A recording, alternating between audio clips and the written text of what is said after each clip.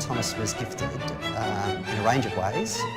Like all parents, we had a sense early on that he thought and acted a little differently to his peers.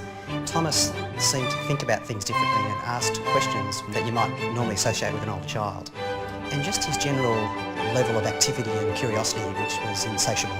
There were indications that Ruby was gifted when she was quite young. She started talking quite early, and friends had made comments that she seemed to be doing things differently than other kids that they knew. She was always seeking information and asking lots of questions. She had a lot of interest in learning letters and reading, and she used complex language.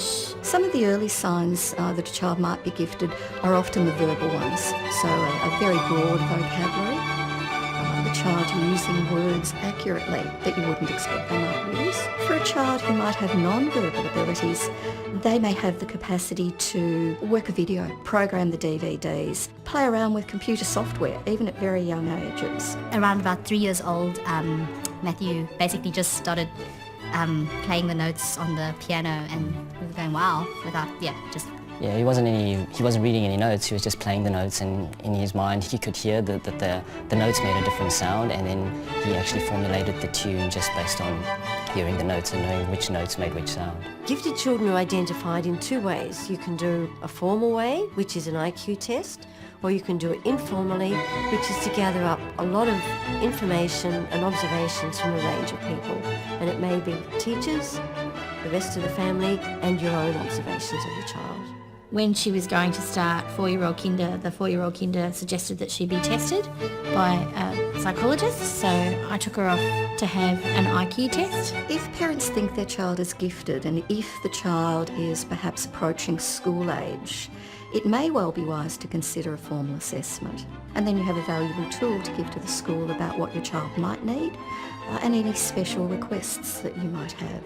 And it's been objectively assessed for the parents. We were really weighing up whether we would go to a professional to get him assessed or just send him to school and see how he went, was our thinking. But what really shifted us towards getting a professional assessment from an educational psychologist was that we were concerned that he wouldn't cope with the transition to school because he had quite a few unique issues. IQ tests are tests of innate potential. I explain it to parents that an IQ test won't tell you how well your child is reading. It won't tell you the level of maths that they're functioning at. What it will tell you is something about the building blocks that may make your child a good mathematician. It is about the innate abilities, the potential a child has to do something. When I found out about Ruby being gifted but also having some areas in the kind of profoundly gifted range, I was very concerned, and I was a bit upset because I was wondering what on earth I was going to do with her. The psychologist that undertook the test said, this is a big deal and this child's going to be needing special programming and all those sorts of things, and we live in the country, and I was thinking, how on earth are we going to do this? When we found out that Matthew and Sophie were gifted, we were very excited because we thought there's so much potential, where could this go? And we felt that you just don't know what the future will hold because it's quite endless in a way. When parents realise that their child is gifted, many parents have a great range of feelings, and so it can be a very confusing time for parents, and they often want to reach out to other people and say, well, how do I do this? What do I do? Once I'd met with the person who works locally with gifted children and talked specifically about Ruby's needs, it was easier to work out what she needed.